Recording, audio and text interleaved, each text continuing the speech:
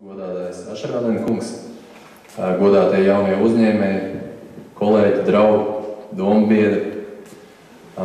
Sākumā gribētu teikt to, ka mēs bieži valstī arī salīdzinām datus par to, cik tad ir jauni dibināti uzņēmumi vienā gadā salīdzinot ar iepriekšējo un izdarām kaut kāds secinājums. Man liekas, ka bieži vien mums jādomā vienu solīt tālāk un jāsāk domāt, cik no šiem te jaunajiem uzņēmumiem arī ir gatavi kvalitatīvi veikt uzņēmēju darbību. Un to, ko mēs dzirdam bieži, ir, ka ideja būtu bijusi laba, bet nav bijusi informācija par dažādām atbalsta iespējām, un tāpēc, diemžēl, konkrētais uzņēmums ir cietis neveiksmi. Un tieši tāpēc ir vajadzīgi šādi pasākumi kā šis.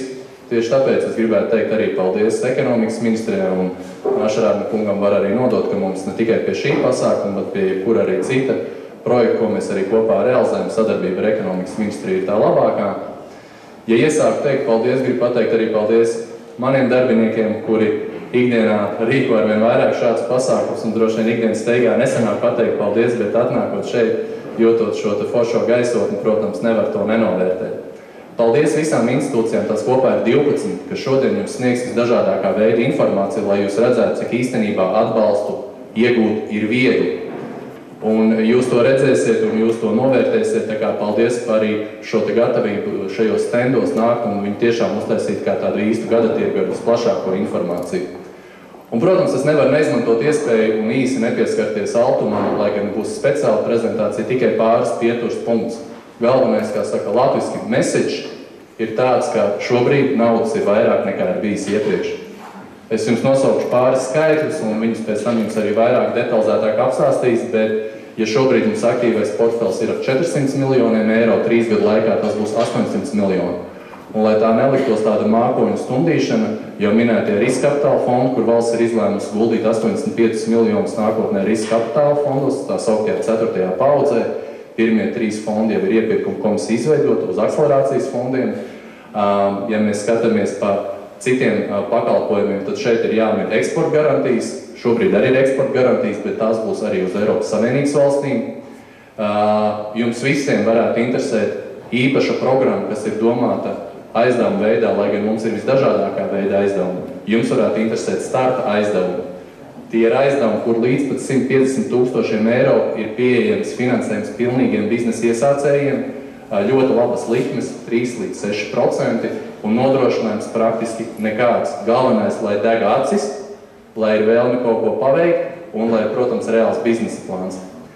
Otrakārt, mēs arī jau runājam par šiem te jaunajiem pakalpojumiem. Tātad ne tikai piedāvāt esošos, attīstīt jaunas portfeļu garantijas, eksporta garantijas uz ES valstīm, jauna riska kapitāla fonda, tā ir tā otrā tendence pēdējā laika Altumā.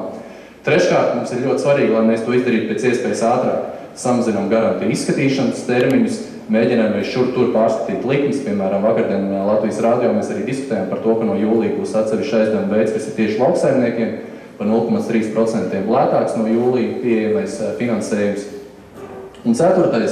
punkts, kas ir īstenībā ļoti svarīgs, lai mēs varētu domāt arī, kas notiks pēc šī plānošanas perioda, kur ir visi šie lielie finanšu apjomi pieejami, ko minēja arī ministra kungs, ir meklēt naudu, aizņemties arī starptautiskos finanšu tirgos, ne tikai iegūt no fondiem un no valsts kasas. Un šeit gribētu pieminēt bieži saukto Junkera plānu, par kuru ir runāts daudz, bet varbūt tas sausais atlikums līdz šim Latvijā ir bijis mazs. Martā, aprīlī un tagad jūnijā mēs sniedzam pieteikumus EIF-ā, cerams, ka ļoti īsti to izskatīs, lai arī tur dažādiem pakalpojumiem, tādiem jau specifiskākiem instrumentiem, kā piemēram mezanīna aizdevums, kā piemēram portfeļu garantijas, arī tautsaimniecībā pludinātu lielu naudu, proti 180 miljonus. Bet šeit es arī varbūt gribētu apstāties ar šo lielajiem skaitļiem. Man liekas, tas, kas šodien ir daudz svarīgāk un ko jau ir iesāka pasākuma sākumā jau minēja arī mūsu pasākuma vadītājs Ozoliņa kungs, arī saucot šīs kompānijas, arī ministra kungs minēja vairākus piemērus. Tie konkrēti vārdi, liela daļa no šiem vārdiem arī atrodās šodien šeit, un jums rādīs ar savu piemēru, ka pirms gada vai 2 daļa no viņiem ir sēdējusi šeit, klausījusies, izdomājuši, ka tiešām šo atbalstu var iegūt, un šeit jūs redzat šos te veiksmes stāstus.